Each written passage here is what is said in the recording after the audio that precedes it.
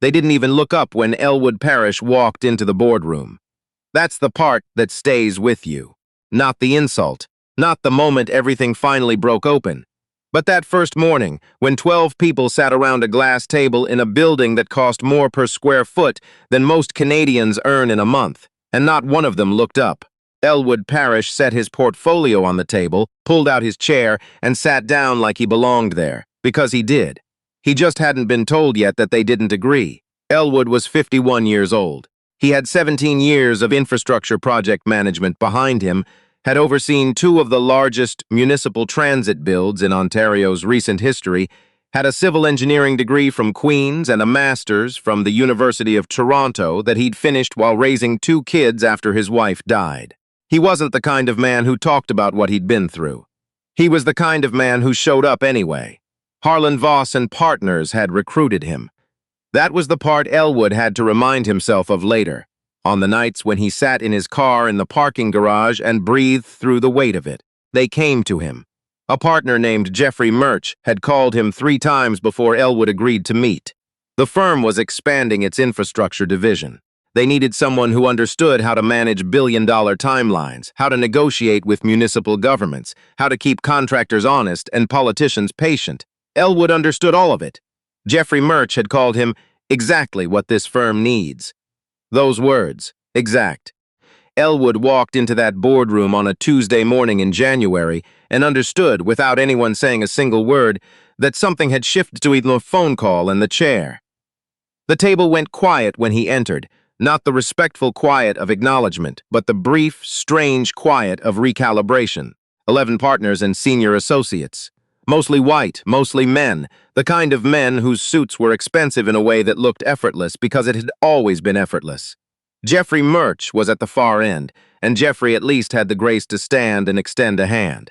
Elwood, good to have you with us. Good to be here. And that was the end of what anyone said to Elwood Parrish that morning. The meeting ran 90 minutes. Elwood had prepared. He had a full read on the Saint. Catherine's highway realignment project that the firm had just been awarded had 3 pages of notes, had identified a sequencing problem in the preliminary schedule that would cost the client 4 months if it wasn't caught. He waited for a natural opening the way you wait for a gap in traffic. It never came. Conversations folded around him. A man named Clifton Selby, who ran the infrastructure division, led the discussion without once directing a question toward the end of the table where Elwood sat. Elwood said, near the end, I noticed something in the Phase 2 timeline. Clifton Selby looked at him the way you look at someone who has interrupted a private conversation at a dinner party. We'll get into the details in the subcommittee, Selby said. Welcome aboard. And they moved on. Elwood drove home that night on the 401 and thought about Jeffrey Murch's 3 phone calls. He thought about the term sheet. He thought about the fact that he had just identified a scheduling error that would cost the client 4 months, and no one had wanted to hear it. He didn't call his daughter. He didn't call his brother. He went home, sat at his kitchen table with a glass of water, and opened his notebook. He wrote the date. He wrote what had been said. He wrote what had not been said. He had learned long ago that memory is an unreliable witness. Paper is better. The sequencing error he had spotted in January cost the project 3.5 months by March. Elwood didn't say anything when the meeting was called to review what had gone wrong. He sat at the same table, in the same chair, with his notebook open, and listened to Clifton Selby explain to the room that the delay was attributable to early-stage planning gaps, a phrase that meant nothing and blamed no one in particular, which was the whole point of it. A man named Brent Hollowell, who was 2 years out of Waterloo and had the energy of someone who had never once been doubted, said, "Could we have caught this earlier?" And Clifton said, "Hindsight is a wonderful thing." And everyone nodded, as though that were wisdom. Elwood wrote it down. He wrote down the date, the words, the names. He did this not because he was planning something. He did it because it was the only honest thing available to him in that room. The weeks after that followed a pattern that Elwood recognized the way you recognize a song you didn't know you'd memorized. He had seen this before. Not here, not with these particular men in this particular building in downtown Toronto, but he had seen it. The pattern was always the same. You are brought in. You are told you are needed. And then slowly, without anyone ever saying it plainly, you are placed at the edges of things. copied on emails instead of sent them directly, invited to meetings that have already been decided, asked for your input after the input has stopped mattering. Brent Hollowell got the St. Catherine's site visits. Elwood got the internal reporting. Brent got the client calls. Elwood got the documentation review. The work that Elwood was given was real work. He was thorough, he was careful, and the documentation he produced was better than anything the firm had used before. But it was work that kept him facing a screen in an office at the end of a corridor rather than in front of the people who were paying for all of it. He noticed. He wrote it down. In February, he was not included in a pitch meeting for a new federal contract in Ottawa. He found out because he overheard Brent Hollowell in the kitchen telling someone the pitch had gone well. Elwood asked Jeffrey Murch about it, calmly, professionally, the way you ask about something you already mostly understand. Jeffrey said, "We needed someone with existing federal relationships. Nothing personal. I manage the Confederation Line extension," Elwood said. "I have relationships with Transport Canada." "Right," Jeffrey said. "Well, we'll keep you in mind for the next one." Elwood wrote that down too. The part that grinds you down, the part that nobody who hasn't lived it can fully understand, is not any single moment. There is no one day you can point to and say, this is where it happened. It is the accumulation. It is the way Tuesday is fine and Wednesday is fine, and Thursday has a meeting where someone talks over you, and Friday has an email where your name is misspelled in the CC line, and Monday begins again. And you carry all of it the way you carry anything heavy, without showing it. Because showing it would become the story, and you refuse to become that story. Elwood Parrish went home every night to a house in Scarborough where his daughter Renee had grown up and where the backyard still had the bench his wife had chosen. He made dinner, he read. He kept his notebook, he did not talk about it. He was not the kind of man who talked about it. In March, during a team debrief about the St. Catherine's delays, Clifton Selby looked across the table and said, in front of 7 people, "We brought Elwood in to prevent exactly this kind of thing." The room didn't go quiet. That would have been better. The room continued on, the way a river continues around a stone. As though what Selby had said was just weather, just a thing that happened in the atmosphere of the meeting. Elwood kept his face entirely still. This was a skill he had developed over 51 years, and it was the most expensive skill he had, in terms of what it cost him to maintain it. "I flagged the sequencing issue in January," Elwood said. "The notes are in the project record." Clifton glanced at him. "Let's focus on solutions." And they moved on. Elwood opened his notebook under the table and wrote the date, the time, the exact words. He had learned something about rooms like this. The people in them are very good at forgetting. He had decided he would not forget for them. He called his daughter that night. Renee was 30, a nurse at St. Michael's, the kind of person who had inherited her mother's directness and her father's patience, which was an unusual combination and made her someone worth calling. "Dad," she said when he'd finished, "I know, you're keeping notes. I've been keeping notes since January." There was a pause. "Good." He almost told her more. He almost told her that it was getting into the mornings now, that he was waking up at 4 and lying in the dark running through the names and the meetings and the emails, cross-referencing what he'd been told against what had actually happened.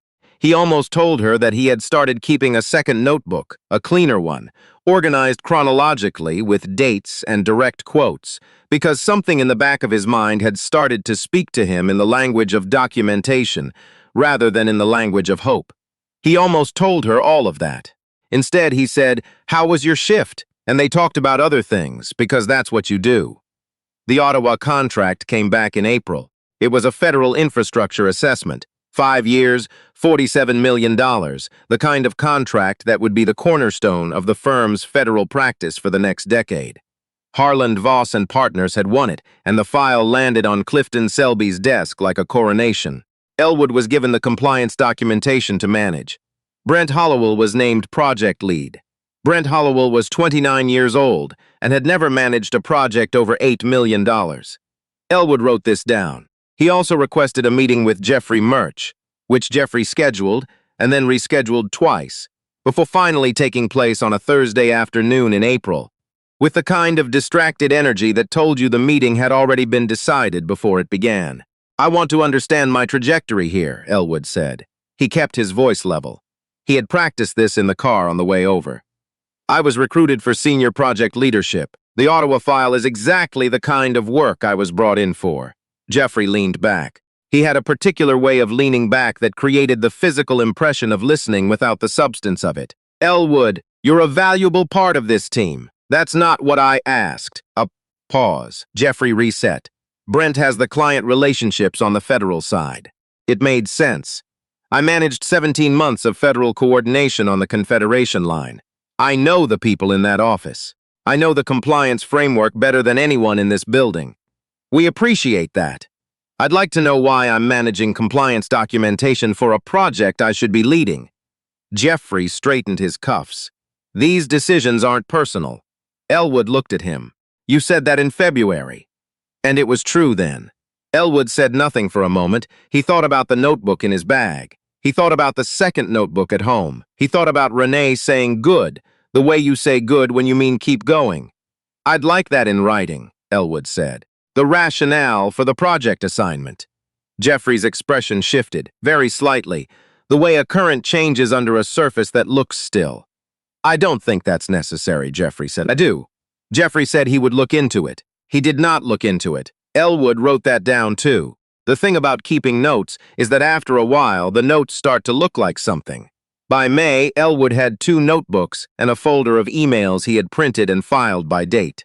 He had also, quietly and without telling anyone at the firm, called a woman named Patricia Whitmore, who was an employment lawyer in Mississauga that a friend had mentioned 2 years ago at a dinner party.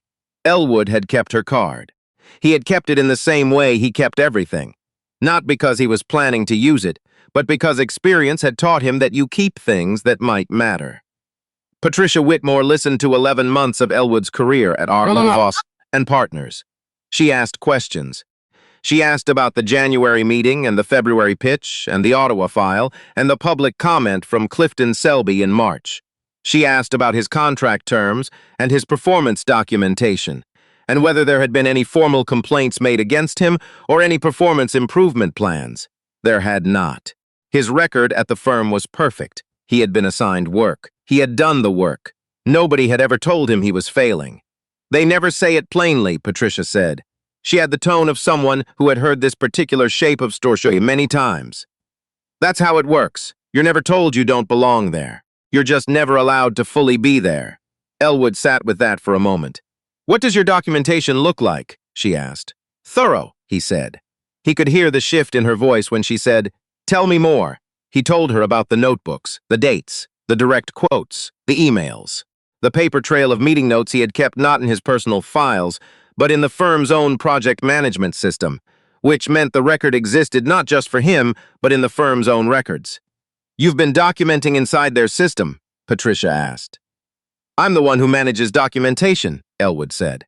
I did what I was hired to do. There was a pause on the phone. Mr. Parrish, she said, I think you should come into the office.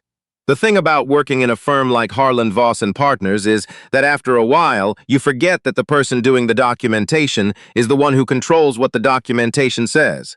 Or rather, they forgot. Elwood had never forgotten. He had flagged the January sequencing issue in the project record with his name and the date. He had written his own minutes for the February meeting in which Jeffrey Murch told him the federal pitch hadn't required his experience. Minutes that he had submitted to the shared drive and that no one had corrected, because no one had read them carefully enough to understand what they were reading. He had submitted a formal written proposal in April suggesting his expertise be used on the Ottawa file, and the proposal sat in the shared system marked received and unresponded to for 6 weeks, which itself was a record. None of these were secret. None were hidden. They were all in their way, in plain sight. But plain sight is only useful to someone who is looking. Patricia Whitmore was looking.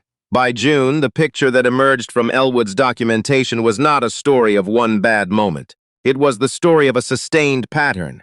A qualified senior professional, the only black man at the partner track level in the firm's infrastructure division, systematically excluded from client-facing leadership roles, despite explicit contractual promises. Publicly blamed for project delays that had been caused by the firm's failure to act on his recommendations, and passed over for work he was unambiguously qualified to lead. Patricia called it a textbook case of constructive discrimination through organizational gatekeeping. Elwood called it what he had known it was in January, when no one had looked up. In July, Patricia sent a formal letter to Harlan Voss and Partners. The letter named specific dates, specific meetings, specific quotes. It cited the Ontario Human Rights Code. It cited the firm's own project records. It included the January meeting notes, the February exchange with Jeffrey Murch, the March debrief, the April proposal, the Ottawa file assignment. It was 31 pages long, and it was, in Patricia's words, comprehensive. Elwood was not in the office the day the letter arrived. He was at a site visit in Hamilton, walking the perimeter of a bridge maintenance project, doing the work he had been given, doing it well. He found out from Renee, who had called to say Patricia had confirmed the letter was sent. He stood on a gravel shoulder in Hamilton with the wind off the lake coming in and his hard hat under his arm, and he breathed for a moment in a way he hadn't breathed in months. "How do you feel?" Renee asked. "Tired," he said. She didn't say anything. She knew what he meant. It wasn't the bad kind of tired. The firm's response arrived in two parts. The first part was a call from a senior partner Elwood had never spoken to, a man named Douglas Weatherly, who ran the firm's real estate division and had the practiced warmth of someone accustomed to managing problems. Douglas said things like, "We take these matters very seriously, and we want to make sure all of our team members feel valued." He said the firm was committed to reviewing the concerns raised and would be in touch. Elwood thanked him and wrote down every word.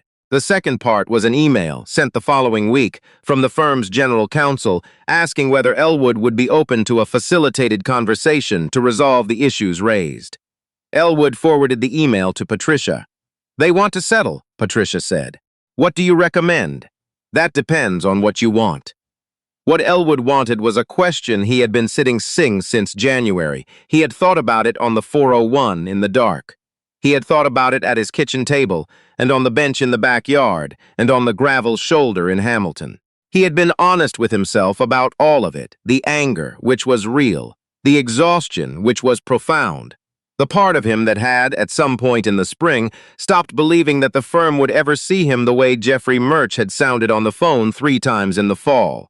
He also thought about the Ottawa file, about a $47 million federal contract being led by a 29-year-old who had never managed anything a fraction of its complexity, about the fact that someone would eventually have to be accountable for what happened to that project. "I want to be in the room," Elwood told Patricia, "not in a side office, not on the phone, in the room with whoever made these decisions. That can be arranged," she said.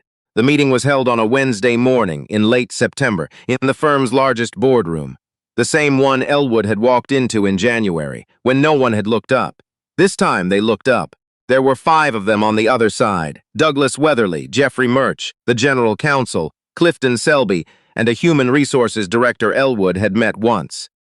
They had a lawyer of their own, a man who sat to the side and took notes in the way that meant he was being paid to take notes, and had been told not to speak unless necessary. Elwood sat across from them with Patricia beside him and his 2 notebooks on the table in front of him.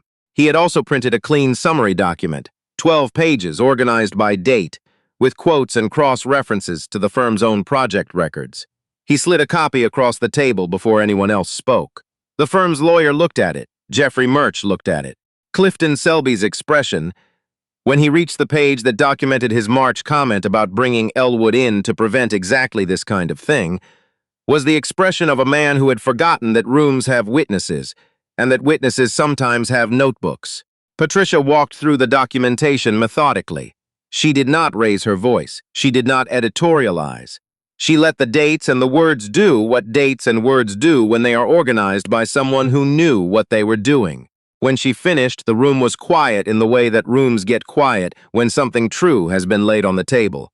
Douglas Weatherly said, "We appreciate you bringing these concerns forward." Elwood looked at him. "These aren't concerns," he said. "They're facts. They're documented in your own project management system." The general counsel shifted in her seat. "What we'd like to discuss," Patricia said, "is remediation." The negotiation took the rest of the morning and part of the afternoon. Elwood did not enjoy it. He had never thought that when this moment came, he would enjoy it. He sat in the chair, and he was precise, and he was professional, and he did not let his voice change even when Clifton Selby at one point suggested that the documentation reflected a misinterpretation of how the firm operates. The Ottawa file, Elwood said. Current status. Clifton paused. It's ongoing. It's 3 weeks behind schedule, and the federal client has requested a project review, Elwood said. He had learned this from Patricia, who had a contact at Public Works. I mention that not to be difficult. I mention it because the expertise you chose not to use is still available. Another silence. This one longer. By 4 o'clock in the afternoon, there was an agreement. It included a formal written acknowledgement from the firm of the pattern of exclusion, a financial settlement, and, at Elwood's specific request, a restructuring of his role to what had been promised in his original contract. Senior leadership of major infrastructure projects, with direct client accountability. It also included, at Elwood's specific and final request, his formal assignment as senior project lead on the Ottawa federal file. The firm's lawyer looked across the table when that last point was confirmed. "Is there anything else?" he asked, in the tone of a man who hoped there was not. Elwood closed the notebook. "No," he said. "I think that covers it." He called Renee from the parking garage. It was the same parking garage where he had sat in his car in the winter, breathing through the weight of it. "It's done," he said. Renee was quiet for a second. "All of it? All of it." She let out a breath. He could hear her trying to find the right thing to say and then deciding not to find it, just letting the breath be enough. "The Ottawa file too?" she asked. "The Ottawa file too. The federal infrastructure assessment. 5 years, $47 million. His name on the file now, in the firm's own system, in the place where names go when the firm has finally decided to be accurate about who belongs where. "Dad," Renee said. "I know." He sat for a moment in the car. The parking garage was quiet. Somewhere above him on the 32nd floor, 11 partners and associates were still in rooms where some of them had learned today that notebooks are not passive things. That documentation doesn't disappear when you stop looking at it. That the person you assign to manage the records will, eventually, be the person who reads them back to you. Elwood Parrish started the car. He had a site visit in Ottawa on Friday. He had calls to make, a project file to review, 17 years of experience to bring to bear on a $47 million file that should have had his name on it in April. He drove out of the parking garage and onto the street, into the ordinary noise of a Wednesday evening in Toronto. The streetcars and the exhaust and the lake wind that never quite leaves this city, no matter the season, and he thought about the bench in his backyard, the one his wife had chosen. He thought about sitting there on Friday morning before his flight, with his coffee, before the city woke all the way up. He had been in that building for 8 months. He had done the work the whole time. He had written everything down. Sometimes the quietest man in the room is the one who has been listening the most carefully, and has, the entire time, been building the file they'll be reading from for years.